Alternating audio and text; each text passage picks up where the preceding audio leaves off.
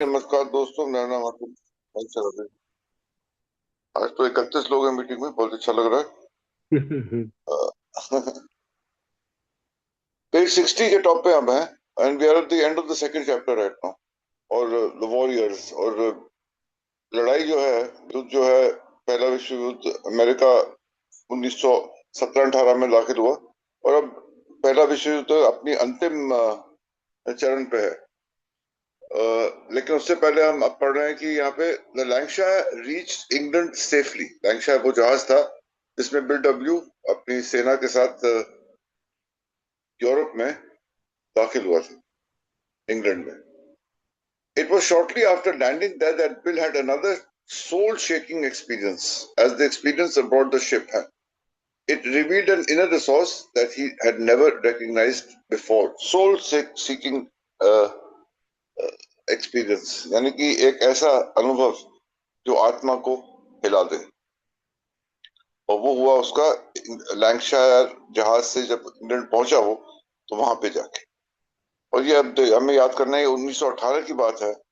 An epidemic kept bill and his regiment detained at a camp near Winchester.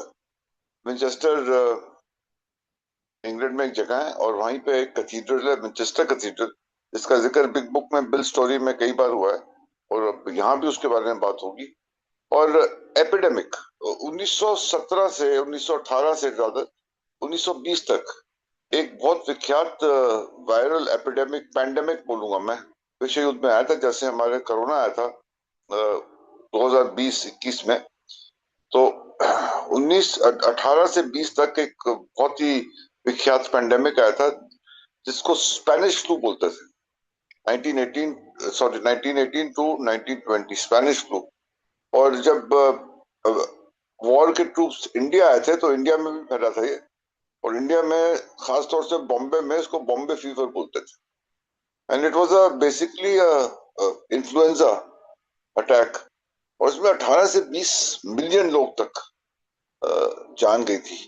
बहुत ही विख्यात ये एक आज से मतलब 100 साल से ज्यादा हो गए, लेकिन ये बहुत ही पेंडेमिक जो था, घातक था, जानलेवा था। तो विश्व युद्ध था इसकी 1918 में शुरुआत हुई थी। और इस टाइम पे, क्योंकि ये उस टाइम पे एपिडेमिक था, पैंडेमिक का रूप नहीं लिया था 1918 में, तो एपिडेमिक लिखा है बिल ने यहाँ पे। Epidemic bill and his regiment detained at a camp near Winchester. और जैसे कि हमको पता है कि पैंडेमिक एपिडेमिक में क्या होता है, हम सबको मालूम है अच्छी तरह से। वो आइसोलेट कर देते हैं, डिटेंशन होता है, अलग रखते हैं उनको। तो वो पूरी जो सेना की टुकड़ी थी उनको विंचेस्टर के पास एक कैंप में अलग रखा गया था। और इस दौरान depressed, lonely and apprehensive about what lay ahead, Bill went to visit Winchester Cathedral. और इस मायूस, एक डिप्रेशन में, एक मायूस में, अकेलापन था। एप्रहेंसिव मतलब थोड़ा सा डर था, थोड़ा सा संकोच था कि आगे पता नहीं क्या होने वाला है, व्हाट ले अहेड। तो इस इन सब हालात में बिल विंचेस्टर कैथीड्रल में गए। The great cathedral, the atmosphere impressed itself so deeply upon him that he was taken by a sort of ecstasy, moved and stirred by a tremendous sense of presence. Tremendous sense of presence. ये शायद पहली बार है कि bill को ईश्वर के अस्तित्व का एहसास की एक हल्की सी झलक महसूस करने को मिली। I have been in many cathedrals since and have never experienced anything like it, he said. उसके बाद भी कह रहा है, कई कैथीड्रल्स में गया हूँ, कई चर्चेस में गया हूँ, गिरजाघरों में गया हूँ, धर्म स्थानों पे गया हूँ, लेकिन वो जो एहसास उसको उस टाइम मैनचेस्टर में हुआ, वो कह रहा है वैसा एहसास मेरे को आज तक। I needed and wanted God for a brief moment. There had been a humble willingness to have him, and he came. In that moment, Bill knew that everything was all right as it should be. और ईश्वर के अस्तित्व का एहसास हो जाए, और ईश्वर के अस्तित्व का अगर हमें लगता है कि हाँ ईश्वर हमारे साथ है, तो जाहिर सी बात ये लगेगा कि हाँ सब कुछ ठीक है, फिर तो ईश्वर हमारे साथ है तो कुछ गलत हो कैसे सकता है। तो वो जो एहसास था एक, वो बिल डब्ल्यू को विंचेस्टर कैथीड्रल में महसूस हुआ। Benumbed and slightly dazed by this experience, he found his way outside the churchyard. Cathedral है अंदर और बाहर चर्चयार्ड है, यानी कि खुली जगह है जो चर्च के पीछे होती है। There a familiar name carved on a headstone caught his eye. Thomas T. Thomas T मतलब Thomas Thatcher, dead at age 26, 26 साल की उम्र में शहीद हो गया। One letter in the last name was different. Still, there could be an ancestor of Bill's good school friend Abby. Thomas Thatcher है, AB Thatcher का हो सकता है कि कुछ। Bill read with amusement at the doggerel that was Thomas's epitaph, that's in his memory of how it went. और वो हमने बिग बुक के जो पहला पेज है बिल स्टोरी, उसी पे ये लिखा हुआ था।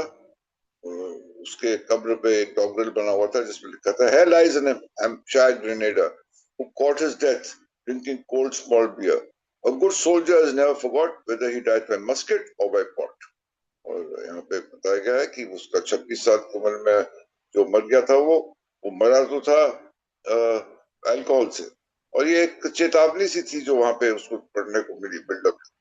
और वो कह रहे हैं कि अच्छा सिपाही जो है उसको कभी नहीं भुलाया जा सकता है, चाहे वो बंदूक की गोली से मरा हो या बियर पी पी। पॉट का मतलब यहाँ पे हुआ कोल्ड बियर, और उस टाइम पे बियर जो था वो पॉट में पीते थे, उसको पॉट बोलते थे।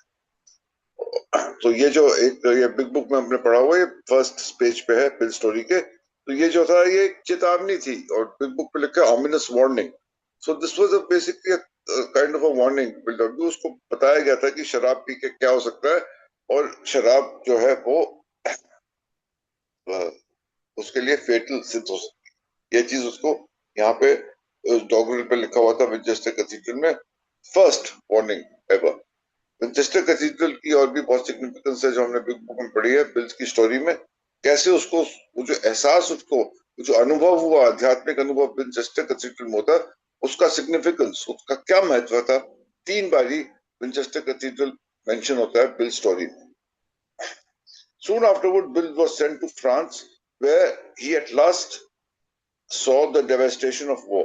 There too, he discovered that French wine could produce the same effects as New Bedford liquor or the brandy which had been introduced aboard ship. यहाँ पे जब फ्रांस गया, वो युद्ध जैसे मैंने कहा अपनी चरम सीमा पे था, अंत पे था, तो युद्ध का जो तबाही थी वो देखने को वहां फ्रांस में मिली। लेकिन यहाँ पे युद्ध की तबाही के बारे में बात बाद में करेंगे, पहले बात करना चाह रहे हैं वो कि शराब के बारे में बात करो। तो शराब के बारे में बात करी तो देखा गया कि there too he discovered that French wine, वहां पे ना उसको ब्रेडफोर्ड में जो ब्रोंक्स कॉकटेल पिया था उसने वो मिला, ना ही वो शिप में जो एक सज्जन के साथ उसने ब्रांडी साझा करी थी वो पीने को मिली, लेकिन शराब तो पीनी थी। तो फ्रांस में क्या मिला उसको, फ्रेंच वाइन। और उसको ये डिस्कवर क्या किया, उसने ये पता चला, उसको इस बात का पर्दाफाश हुआ कि फ्रेंच वाइन जो थी वो भी वही असर करती थी। हाँ, पीने की तादाद ज्यादा होती है वाइन की, वो इफेक्ट डालने के लिए वाइन जो है वो बोतलों के हिसाब से पीनी पड़ती है, लेकिन वो इफेक्ट वही आता है जो उसको ब्रोंक्स कॉकटेल से आया था और शिप में पीने से ब्रांडी से आया था। इफेक्ट वही था। In those closing months of 1918, he was first winding down. Sorry, the war was winding down rapidly. 1918 तक आते आते, अंत तक आते आते पहला विश्व युद्ध को अपने समाप्ति पे था, अपने अंतिम चरण पे था। And Bill's artillery unit was settled in a small mountain town far from the front. The only time he and his fellow artillerymen ran into actual danger was during practice firing session. और ये अंतिम चरण में था, और bill की टुकड़ी जो थी वो एक स्मॉल माउंटेन टाउन, यानी कि एक पर्वत पे थी, एक छोटे से शहर में, पर्वतीय शहर में, और उनको वहां पे ठहराया गया था सिर्फ इसलिए कि अंतिम चरण सीमा पे अपने जब विश्व युद्ध आ गया था तो बस समाप्ति पे था, और उसके बाद उनको वापस भी, तो ये अंतिम चरण था उस लड़ाई का। और उनको वहां पे स्टेशन तैनात कर दिया गया था, और वहां पे एक प्रैक्टिस फायरिंग सेशन थी जिसमें पहली बार और आखिरी बार थोड़ा खतरा का एहसास हुआ युद्ध के दौरान बिल्डअप को। Practice firing session, practice exercises जो होती है वॉर में, तो वो चल रही थी। And the battalion has placed its gun in position dug into a pack. They were supposed to practice firing over a low hilltop and into the countryside beyond. The target was a piece of canvas that had been set up about 9 miles away. 9 मील दूर एक canvas का टुकड़ा target बनाया गया था और वहां से आर्टिलरी फायरिंग, आर्टिलरी में दोस्तों ज्यादातर तोपे होती, तो वो तोपे जो थी वो चलाई जा रही थी और वो तोपों से उसको टारगेट को प्रैक्टिस किया जाता है कि उसको कैसे मारना है. Bill was sent to observe the results of the practice. He and his men took up a position in slit trench about 300 गज की दूरी पे टारगेट के. बिल डब्ल्यू ने एक ट्रेंच में अपनी जगह बनाई और देखने के लिए कि जो टारगेट प्रैक्टिस कर रहे हैं वो टारगेट पे उनके कैनन के गोले लग रहे हैं कि नहीं लग रहे हैं. Using a periscope to observe the operation from a distance. पहले गन जो फायर हुई थी, number 1 gun fired and the shell came down practically on the mark. बिल्कुल सटीक निशाने पे वो शेल यानी कि वो तोप का गोला गिरा. Bill was elated and congratulated the group on their skill. But when the number 4 gun was fired, दूसरा तीसरा तो ठीक रहा, चौथा जब उन्होंने वहां से तोप का गोला छोड़ा, आर्टिलरी फायरिंग करी और वो जो शेल था वो गिरा, he suddenly found the earth opening up around him and tons of dirt blown all over us. Crawling through the dirt, he discovered that the gun had been trained directly on him and his team. It was only a miracle that had saved him. गलती से वो निशाना जो था, जो उसको छोड़ के बिल डब्ल्यू उनकी टुकड़ी को निशाना बना दिया गया था और वो जो शेल था वो उनके इतने समीप गिरा और इतना वहां पे जोर से आवाज आई और धूल मिट्टी उड़ी कि वहां पे कह रहे हैं, बिल डब्ल्यू कह रहे हैं यहाँ पे कि चमत्कार था कि उनकी जान बच गई. तो ये सबसे बड़ा हादसा जो विश्व वो युद्ध के दौरान हुआ. उसके अलावा कुछ ऐसा कुछ नहीं हुआ उस युद्ध के दौरान कि उनका सीधा सीधा दुश्मनों के साथ सामना हुआ हो, कहीं जान पे आ गई हो. नहीं, इतना कोई खतरा नहीं हुआ. सबसे खतरनाक बात ये प्रैक्टिस के दौरान ही हुई थी. Bill was still in that mountain town on that day. The armistice was signed. He was kept in France until spring and was just developing the taste of French wine when he was finally shipped home to be separated from the service. और एक emergency commission थी bill W की, स्थायी रूप से army में नहीं थे वो, और जब विश्व युद्ध खत्म हुआ तो उनको वापस जो है वो बुला लिया गया, भेज दिया गया अमेरिका और सर्विस से अलग करते हैं. Like all returning vets, vets का मतलब यहाँ हुआ वेटरेनियंस यानी कि ओल्ड टाइमर्स यानी कि पुराने जो लोग हैं. Like all returning vets यानी कि लड़ के आ गए तो वापस आ रहे हैं. I ran into a few difficulties. अब जो है समस्या जो है वो समस्या का दौर एक शुरू हुआ. He later recalled. Unlike most of them, I was heading toward a destiny that lay in direction I could not conceivably have anticipated when I stepped off the ship into the New Jersey shore and into the waiting embrace of my lovely wife. शादी हो चुकी थी और जब वो पहुंचा new Jersey तो उसकी बेबी लुइस वहां पे उसकी स्वागत में खड़ी हुई थी. और अब फौज से निकल के वो कह रहे हैं यहाँ पे कि unlike most of them, I was heading toward a destiny that lay in directions I could not conceivably have anticipated. और युद्ध खत्म हो गया और अब उसके लिए एक ऐसा भविष्य सामने था उसके जिसकी उसने कल्पना भी नहीं करी थी, ना उसने सोचा था कभी कि ऐसा हो सकता है आगे. और आगे क्या क्या होता है बिल डब्ल्यू के साथ जब वो वहां से वापस आता है और आगे उस हमारी जो इस किताब में क्या क्या उसके जीवन का वर्णन लिखा हुआ है वो हम पढ़ेंगे. Will start tomorrow from chapter 3 of the big book of after the war. He comes back to New Jersey and has to re-establish, पुनर्स्थापित करना उसका जिंदगी को. आसान नहीं होगा लेकिन वो किस तरह से संघर्ष करते हुए इस कार्य में उतरता है बिल डब्ल्यू. कल से पढ़ना शुरू करेंगे. We start from page 62 tomorrow. मैं थोड़ा सा ज्यादा पढ़ गया because I wanted to finish this chapter today. So thank you Anil and back to you. Thank you Atul. It was a great job and मैंने कल सोचा भी था कि यार आज ये 61 खत्म हो जाए तो मजा आ जाए और वही हुआ. Thank you. कुछ और भी अब जगह समय व्यक्त ना करते हो. राजेश जी आइए प्लीज, स्वागत है आपका. जी धन्यवाद. नमस्कार, मेरा नाम Rajesh Ramesh Rabi. Thank you Anil ji service के लिए और thank you Atul ji. Wonderfully आपने 1.5 पेज कम से कम करा. Thank you so much. और थैंक यू सुमेश भाई. अब दो चीजें इन्होंने कल बताई थी कि दो चीजें हुई बिल के साथ जब लंकाशायर बहन से निकला. एक तो वो शिप ऑफिसर से ब्रांडी मिल गई भाई पीने को, और दूसरा वो इनको लगा अटैक हुआ है और वो था कुछ वो विस्फोट हुआ था. और वहां पर BW को ये पता लग गया कि भाई मेरे अंदर भी मैं बड़ा बहादुर आदमी हूँ, ऐसा नहीं है। वो जो अंदर इन्फिनिटी कॉम्प्लेक्स चलता रहता था BW के, नहीं यार अंदर है, मतलब आवाज की दबंगई से सारा का सारा वो जो हलचल थी या बाकी चीजें थी होने लगी थी, वो सारी रोक ली। और अब 3 पड़ाव है बेसिकली। यहाँ से पहले पहला पड़ाव जो है इंग्लैंड, इंग्लैंड से फिर फ्रांस, मतलब लास्ट में फ्रांस।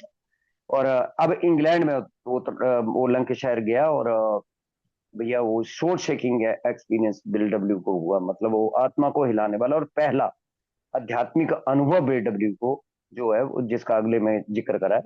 और वो जो महामारी थी उसके कारण, भाई महामारी कभी भी फैलेगी तो होता है ना वो अंदर से वो उदासी बाकी चीजें, यार पता नहीं क्या होगा, नई नई शादी हुई थी और बाकी चीजें। वो BW वहां पर वो सारा डिप्रेस था, अकेला था, डाउट था अंदर, बाकी चीजें हो रही थी। और फिर इसी चीज को करते करते वो चर्च के अंदर घुसा, कैथेड्रल चर्च के गया। उनको प्रेजेंस, मतलब यहाँ पर कई जगह बिल ने कोई किसी आवाज का जिक्र करा है, लेकिन वो एकदम ठिठका बिल, और कोई जैसे आवाज सी आती है और अंदर से पूरी की पूरा चेंज हो गया। जैसे कई बार हम लोगों के साथ भी होता है, लेकिन ये इसके लिए ना बड़ा ठहराव बहुत चाहिए होता है कि अगर मैं उसको उन चीजों को पहचान पाऊं कि अंदर से एकदम इतना उदासी वाला जो मोमेंट था या बाकी चीजें थी, वो एकदम अंदर से खुशी और बाकी चीजों में बदल गई। जो सेंटेंस भी BW ने लिखे हैं कि ऐसे लगने लगा यार सब कुछ ठीक है भाई, बिल्कुल बढ़िया चल रहा है।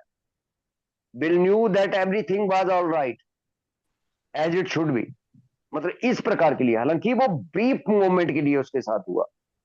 नीडेड एंड वांटेड गॉड, भैया भगवान को जब पुकारोगे हाजिर, तो पुकार तो क्या सही बात मन है। से, अंदर से। और वो अंदर से जैसे ही दिल से पुकारा, और वो, और ये सेंस अद्भुत सेंस, मतलब हालांकि BW ये भी कला होती है भाई बताने की भी, कई लोग नहीं डिस्क्राइब कर पाते। जो BW ने अपने हॉस्पिटल का जो अपने सिप्टुल एक्सपीरियंस का जिक्र करा है, क्या वंडरफुल वर्ड चुने हैं उन्होंने। लेकिन यहाँ भी कोई शब्दों की कमी नहीं छोड़ी, और ये हमारी बिग बुक में भी है कि हम्बल विलिंगनेस होनी चाहिए। जब हम पुकारते हैं वो आ जाता है, भैया तू पुकार तो सही, बाकी चीजें हैं। अब यहाँ से बी नबड़, मतलब वो उधर से वो एक्सपीरियंस हुआ था। हालांकि बिल ने बड़ी प्यारी चीजें बोली हुई है कि ये कायम नहीं रहते इस प्रकार के एक्सपीरियंस जो है ना, क्योंकि क्लैमर वर्ड का इस्तेमाल करा है, दीन दुनिया है भाई, ये रोटी के चक्कर है, ये धंधे के चक्कर है। जब इनमें पढ़ते हैं तो वो चीजें जो है फीलिंग धीरे धीरे धीरे धीरे कम कम होती चली जाती है। और जैसे ही निकले एक और, मतलब बढ़िया चीज देखने को मिल गई। एक वो कवर थी, एक कवर के ऊपर एक पत्थर लगा हुआ था, और पत्थर के ऊपर थॉमस थैचर लिखा हुआ था। अब ध्यान क्यों गया, थैचर मतलब BW का फ्रेंड है भी, टी फ्रेंड ही क्यों, स्पॉन्सर बोल सकते हैं, जो भी बोल सकते हैं, BW तक मैसेज लाने वाला। तो एकदम BW का ध्यान गया कि यार कहीं इनका कोई रिश्तेदार या इनका कोई पूर्वज तो नहीं है थैचर। जैसे मान लो हम कहीं भी जाएं और किसी सरनेम का बंदा मिल जाए, जैसे विनय जी बोलते रहते हैं शर्मा जी, तो मान लो शर्मा लिखा हो, वो नहीं, मान लो IAS हो कोई और उसके ऑफिसर के, मैं कबर पे नहीं बोलूंगा ऑफिसर हो और उसके पीछे शर्मा हो, तो एकदम ध्यान जाएगा कि उनका कोई रिश्तेदार तो नहीं हो सकता। ऐसे ही एकदम किया उनका ध्यान, और तुकबंदी से लिखे हुए कुछ सेंटेंस थे कि भाई यहाँ पर एक मतलब फौजी दफन है, लेकिन वो शहीद नहीं हुआ है। अब क्या क्या फर्क है जी शहीद होने में और दारू पीने में? भाई कोई भी आदमी दारू पी के मरे फौजी, या फिर कोई शहीद हो जाए, ओ माय गॉड, शहीद हो जाए, लाखों लाखों की भीड़ चारों तरफ होती है, वो गन से फायर सलामियां चल रही होती हैं, शहर के बड़े बड़े नेता सल्यूट मार रहे होते हैं, क्या बात है जी। और शराबी ही, वही फौजी अगर शराबी की मौत मरेगा तो तिरस्कार वाली मौत होती है। भाई वो मस्कट और पॉट सेम तो कर दिया उसने, लेकिन बहुत डिफरेंस है भाई। अगर गोली से मरेगा फौजी तो क्या उनके घर वालों के, ठीक है जी, अपना जाता है तो सबको दर्द होता है, लेकिन जो चारों तरफ वो वीरता का माहौल होता है ना, वो देखने वाला होता है। लेकिन अगर कोई शराबी मर गया, अच्छा, दूसरी तरफ मैं बार बार एक घटना का जिक्र करता हूँ कि मैं पार्क से आया और मैंने वाइफ को बोला कि वो ना वो झुग्गी में जो वो शराबी नहीं था वो मर गया। अब वो वाइफ तो गालियां लग पड़ी देने, वो बचा हुआ मर गया, तंग कर रखा था, बच्चों को खाना नहीं खाने देता था, प्लेटें फेंक दी। अबे भाई, मैंने कहा सुबह सुबह ऐसी क्यों कह रही है? मर गया जो आदमी, मरे हुए आदमी के लिए ऐसे शब्द नहीं निकालते हैं। उसकी मतलब वो उसकी आत्मा की शांति मांगते हैं, उसको अपना याद आ गया, मतलब वो सारे का सारा उसने वो इतना कोसा उसको। तो भाई वो जो दारू पी के मरेगा ना, उसके लिए ऐसे ही भाव होते हैं। तो ये तो मैंने तो अपने अपने बारे में भी एक बार मेरे साथ ऐसी घटना हुई थी, तो मेरे को पक्का पता लग गया कि शराबी की मौत ना बड़ी तिरस्कार वाली मौत होती है। और वही इसलिए इन्होंने यहाँ पर उसका जिक्र करा है, और बिग बुक की पेज नंबर 1 पे ही हम लोगों को ये चीज पढ़ने को मिल जाती है। अब बीडब्ल्यू ने शराब का जिक्र करा है कि चाहे बेडफोर्ड पे पी ले, चाहे वो ग्रेनियल के घर पे पी ले, चाहे वो जहाज के अंदर वो ब्रांडी पी ले, चाहे वाइन पी ले, चाहे स्कॉच पी ले, चाहे ठर्रा पी ले, चाहे देसी पी ले, चाहे अंग्रेजी पी ले, एक सेम बांटती है। और ये पक्की बात है भाई। भाई ये ठीक है कि क्वांटिटी वाइन शाइन में थोड़ी अभी हम लोगों की क्लास इतनी तो रही नहीं कि वाइन और उसमें कर पाए, हमें तो कितनी चाहिए होती थी। और मैंने भी देखा है कि किक सेम ही लगती है, चाहे कहीं भी पी ले भाई सब जाके। अब वो ठीक है, कोई सिर पकड़ लेती है, कोई नहीं पकड़ती है, लेकिन ये बड़ी प्यारी 3-4 लाइनें लिखी हुई है, कितनी बड़ी आइडेंटिफिकेशन यहाँ आकर मिलती है कि कहीं भी पी ले भैया, वो सेम ही लगता है हिसाब किताब। अब बीडब्ल्यू को एक चीज का ना बड़ा अफसोस रहा, फ्रंट लाइन पर नहीं लड़ने का। और कई जगह बिल के हाथों से आपको लिखा हुआ मिल जाएगा कि यार अफसोस रहा, मतलब ये लड़ना चाहता था मोर्चे पे, मतलब वो जो वो होती है ना, सरहद होती है, वहां पर जाकर आमने सामने कॉम्बैट करना चाहता था कि आमने सामने। अब बेचारे का सेकंड लेफ्टिनेंट बन गया ऑल्ट्री में, रसल सप्लाई में, लेकिन साथ में कह रहा है यार हमें भी मौके मिले। वो बता रहा है कि जब वो प्रैक्टिसिंग हो रही थी, वो तोप मतलब वो तोप एक जगह फिक्स कर दी, टारगेट फिक्स कर दिए, वहां पर गोले मारने। अब मेरी यूनिट को बोला कि जाके गोले चेक करो कि सही टारगेट पे लग रहे हैं या नहीं लग रहे हैं। कह रहा हम बच गए। उधर से उन्होंने पूरी फायरिंग खोल दी, दूसरी साइड से रेजिमेंट ने पूरी फायरिंग खोल दी। और जिनको चेक करने भेजा था वो लिखा ना उन्होंने, धूल धूल का वो बहुत सा बवंडर सा उड़ा, जहां पर वो गोले बड़े बड़े तोपों के गोले गिर गिर होंगे। कह रहा बच गए भैया। मतलब वो तो कोई चमत्कार ही था जो बच गए, नहीं तो सारे लपेटे में आ जाते। यहाँ एक और घटना हुई है, वैसे इन्होंने जिक्र नहीं करा, अब आगे मेरे को पता नहीं उस घटना का जिक्र है या नहीं है, क्योंकि आगे आगे होगा नहीं। बीडब्ल्यू यहाँ पर इन्होंने पी के ना आर्मेटिक दिवस पहले घोषित कर दिया था। बीडब्ल्यू ने मतलब आर्मेटिक दिवस क्या है कि विश्व युद्ध बंदी की घोषणा, और ये 2-3 पियक्कड़ मिल गए और इन्होंने पहले ही घोषणा कर दी। भाई साहब वो पिछले दिन ही घंटी बजा दी थी शायद, लेकिन ये भी चीज किसी ने जज नहीं करी, नहीं तो इनका तो कोर्ट मार्शल हो जाता। बीडब्ल्यू का वहां से ये 2-3 लोगों का होना था, क्योंकि ये पीने के लिए कहीं निकल आए, वो रेजिमेंट से बाहर आ गए, वो पीते रहे अंदर, बाहर आ गए, वो घोषणा कर दी, और उस प्रकार का बहुत बड़ा तमाशा हुआ था वहां पर। तो एक जो इंसिडेंट है इसके साथ और हुआ था, और वो इतना प्यारा लगता है कि शराबी कर सकते हैं वो वाला इंसिडेंट, कि फौज में गया हुआ आदमी 4 पैग अंदर चले गए तो फिर नीरा भाई साहब, वो मतलब वो युद्धबंदी कल होगा परसों होगा हमें नहीं पता, हमने आज कर दी, वो वाली बात है। बहुत बड़ा सेलिब्रेशन हुआ था युद्धबंदी पे। वो आर्मिटिक दिवस लास्ट बीडब्ल्यू का रिलैप्स हम याद करते हैं ना, वो इसी घटना का है जी। इसी घटना से संबंधित है कि वो बिल को क्या क्या थॉट आया था बिल को वहां पर पैग उठाते हुए, जो अंतिम रिलैप्स है बीडब्ल्यू का, वो वो इसी कारण हुआ था कि वहां पर वो बैरा आया और उसने सेलिब्रेशन के लिए हाथ हिलाया कि आज तो जी खुल के पियो, आज तो मतलब आर्मिटिक दिवस है, एंजॉय करो, और आज तो हमारी तरफ से है शराब। और बीडब्ल्यू को ध्यान आया, अबे फ्रांस में कितना एंजॉय करा था। ये चंद मोमेंट का आउट बीडब्ल्यू को दारू पिला गया था वैसे। सारी की सारी चीजें जो धरी की धरी रह गई थी। ये ये जो इंसिडेंट है, ये लास्ट वाला अंतिम वाला जो अंतिम जो हुआ था जिस दिन युद्धबंदी हुई थी, इस दिन का बीडब्ल्यू का जो प्रभाव है ना वो पूरी उम्र रहा।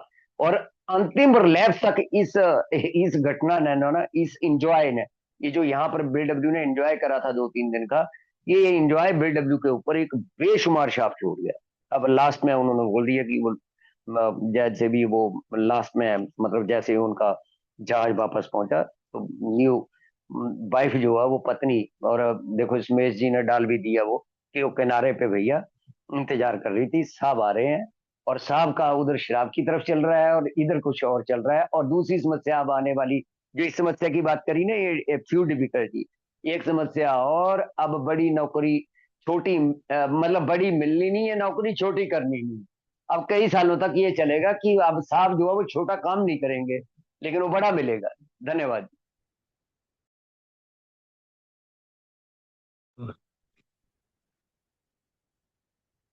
Thank you Rajesh ji.